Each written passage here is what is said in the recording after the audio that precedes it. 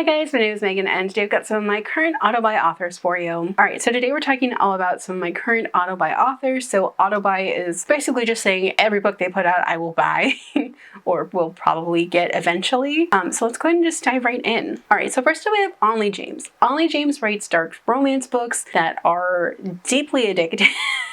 I think I've read 3 full series by them, and like they've got so many different series and they're all kind of interconnected, and I just want to work my way through her entire backlist, basically. I love the Necessary Evil series and the prequel series, the spin-off series. I love her books. She also writes under the pen name Nola Harker, and I love these books. These ones are more like Dark Omegaverse series, so it's a little bit more out there. It's a little bit darker, and I've read the first book of one series and I have the first book of the other series under this pen name, and Onley James can do no wrong. I love her books to pieces. Next up I have E.M. Lindsey. Anytime I can snatch up an E.M. Lindsey book, I take the chance to do it. I fell in love with their writing because they include disability representation in almost all of their books, or mental health representation in all of their books. And just the way that they write characters is so heart-wrenching. A lot of their books are really sweet, but also have deal with real world issues, whether that's dealing with your mental health or dealing with ableism and not being able to get help for disabilities and things like that. Their books are so good, and if you're looking for a disability in romance, they are the one to go to. They are hands down the books or the author that I recommend the most for disability representation, and they will always will be because their books are fantastic. Next up I have Hailey Turner.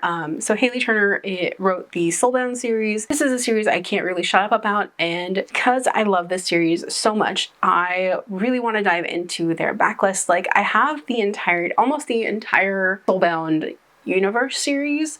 As you can see, I've got 3 up here on my TBR. They are currently one of my auto-buy authors. Just their writing is so good, and the way that they write characters, just you fall in love with them and you just want to give all of their characters a hug because they are really going through it. But yeah, they are a writer that I would highly recommend if you like urban fantasy, queer characters, just going through it. Next up I have a newer to me author, and that is Kimberly Lemming. I really haven't shut up about the Mead Mishap series, which was the first series I read by them. But literally she can write anything and I will read it. This is this book in particular. This one is I Got Abducted by Aliens and now I'm Trapped in a Rom-Com. This is a hilarious sci-fi fantasy romance, kind of in the vein of Ice Planet Barbarians, but with dinosaurs.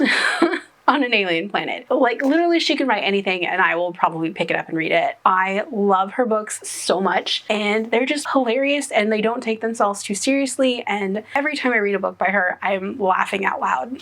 Next up I have Amy Aislen. She wrote one of my favorite hockey romance series, the Stickside series. She has tons of books out there, and because I love the Stickside series so much, I just want to read all of her backlists. I've got quite a few books by her actually that I do need to get through, but there's also several different spin-off hockey series that are kind of interconnected with the Stickside series that I want to read. She's one of my favorite sports romance writers, and she's one that I would highly recommend, especially because a lot of her books have asexual characters in them or demisexual characters, and I love her books to pieces. Next up I have one of my favorite mangaka, and that is Meguru Hinohara.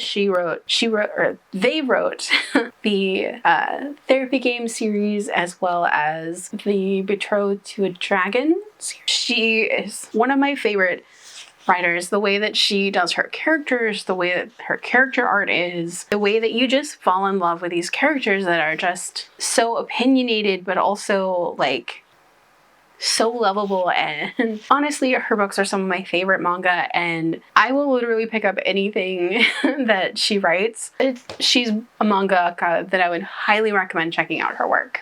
And last but not least is Emin Bennet. Emin Bennet wrote the Branches of Past and Future series, which is a dark academia series from the teacher's perspective, where he is just trying to make sure his students live to the next semester. It's set at a magical school, and there's so many queer kids in this series, and like Dorian, the main character, is just going through it and trying to just keep his head above water while also figuring out how to expand his own magical presence, or expand his own use of magic. It's one of my favorite magic school series, but he also has a ton of different urban fantasy monster romances out there that I am so looking forward to reading.